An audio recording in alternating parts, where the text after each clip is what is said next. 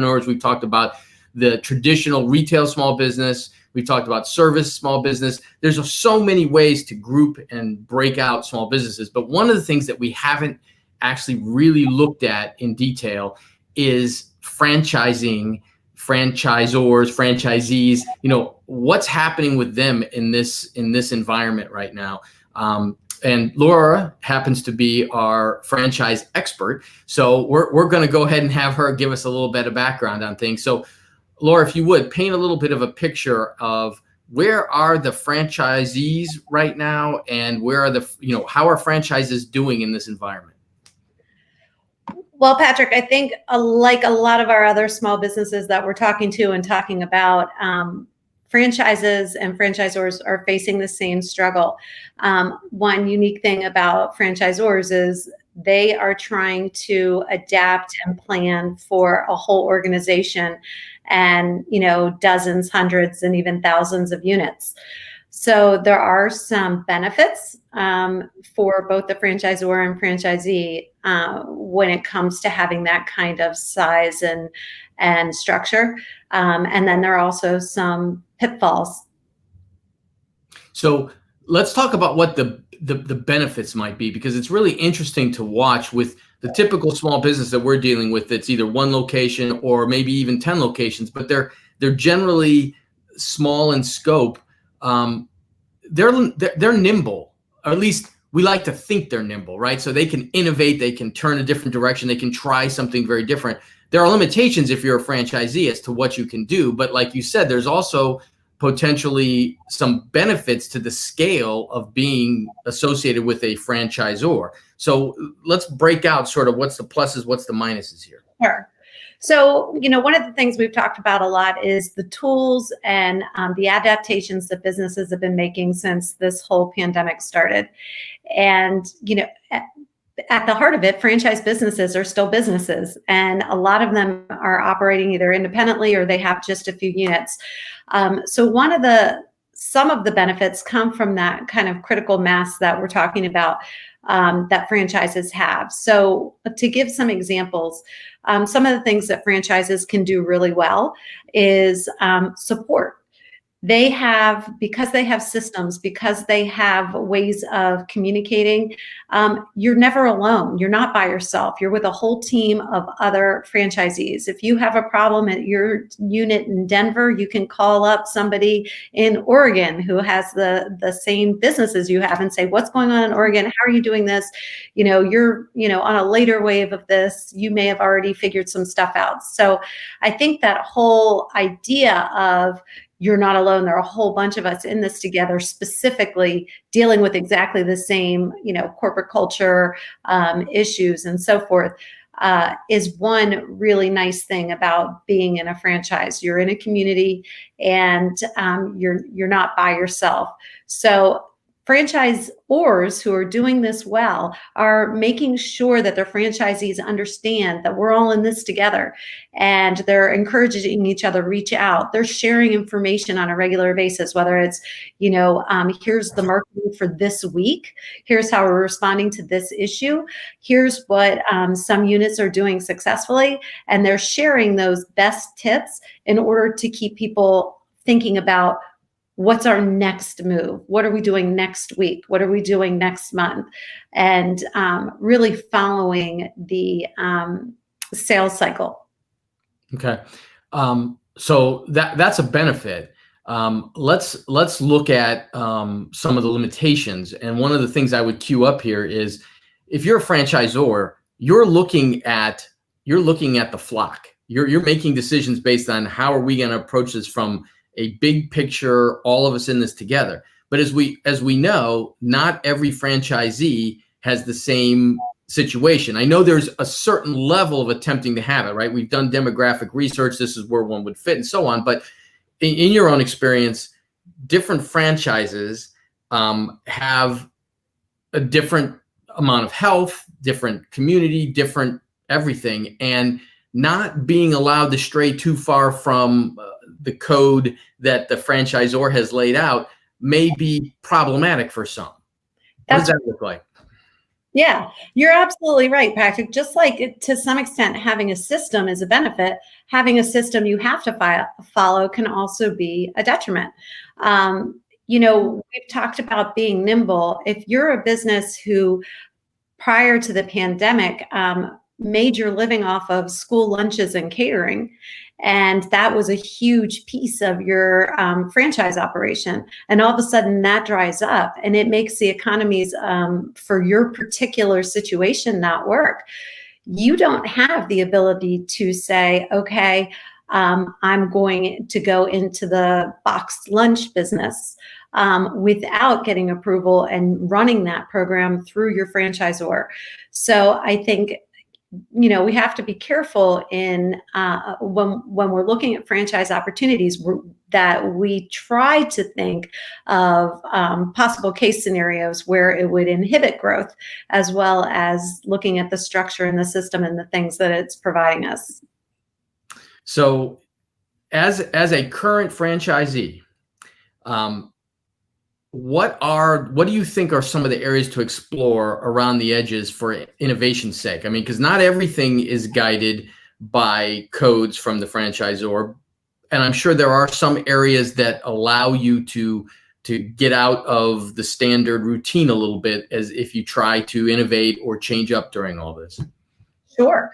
I think, again, technology has been such a pinnacle, such a focal point during this whole thing for people adapting new ways and innovating their businesses. So, for example, if I were an education franchise, and there are a lot of them out there that do tutoring, if my franchisor already wasn't providing those online tools, I'd be making sure that I was equipping myself with all of those. And not only would I do tutoring, I would branch out.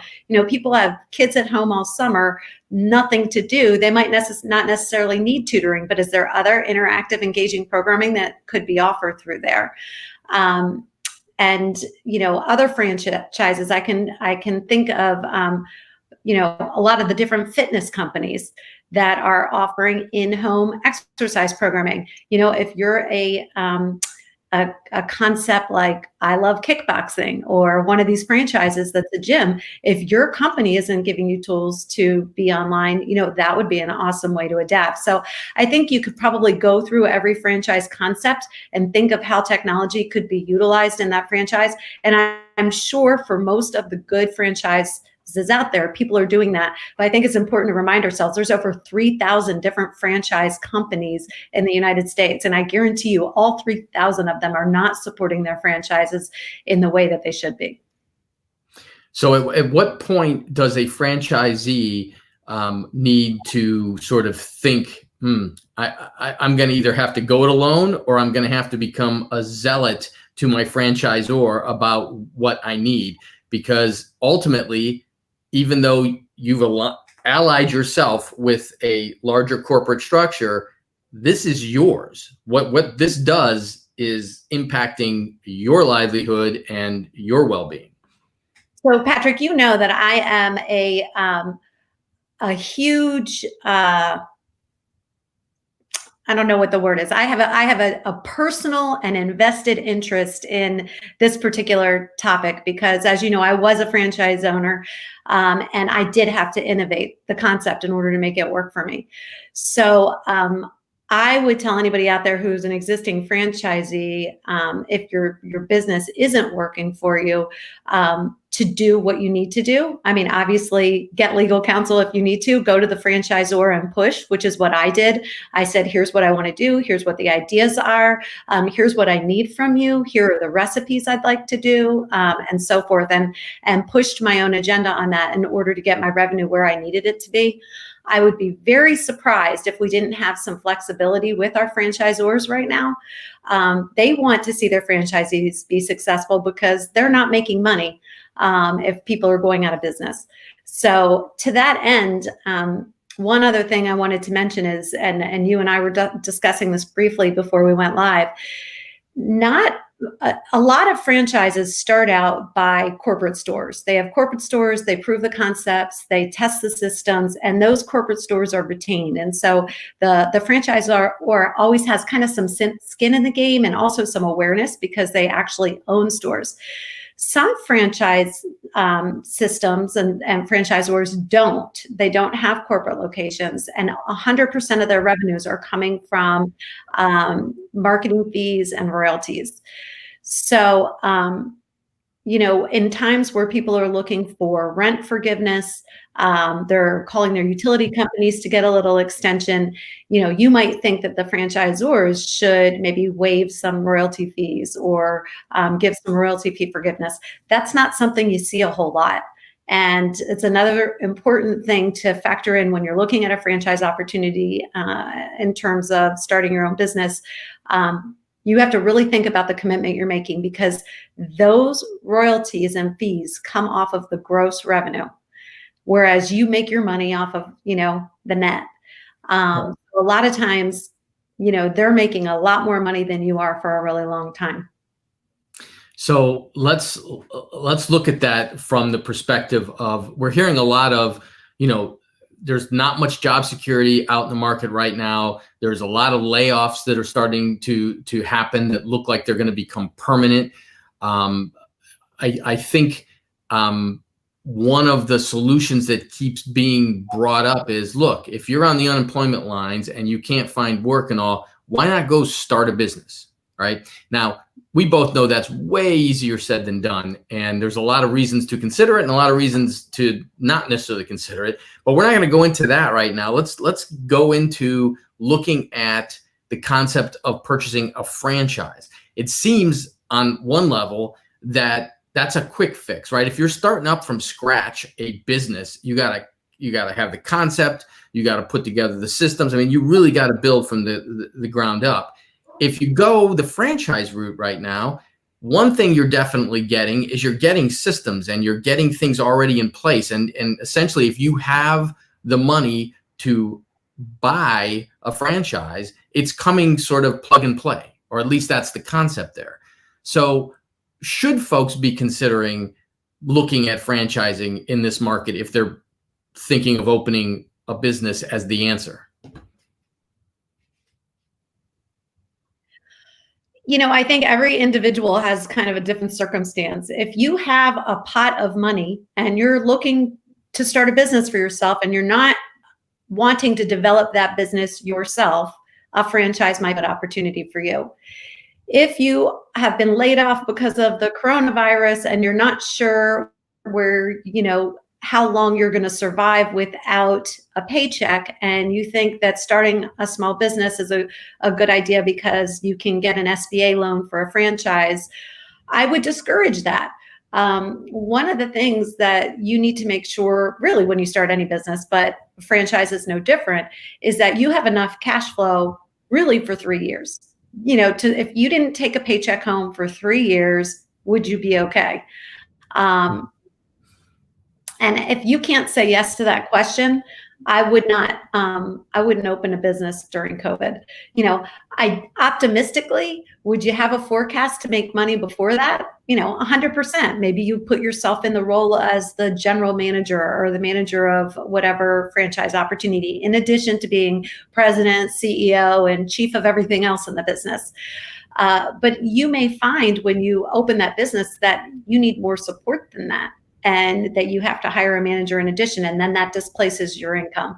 I mean, there's so many scenarios. I could paint a bunch of different scenarios, but and I think that these are really uncertain times. So I would have to have a strong feeling for the concept that's exactly up my alley, that I could support myself if things didn't pay off until after year 3. And I guess I would then be leveraging some of the good things going on right now, which is the ability to negotiate a good lease, take advantage of some of the SBA loan programs that are out, and cheaper money, and that kind of thing.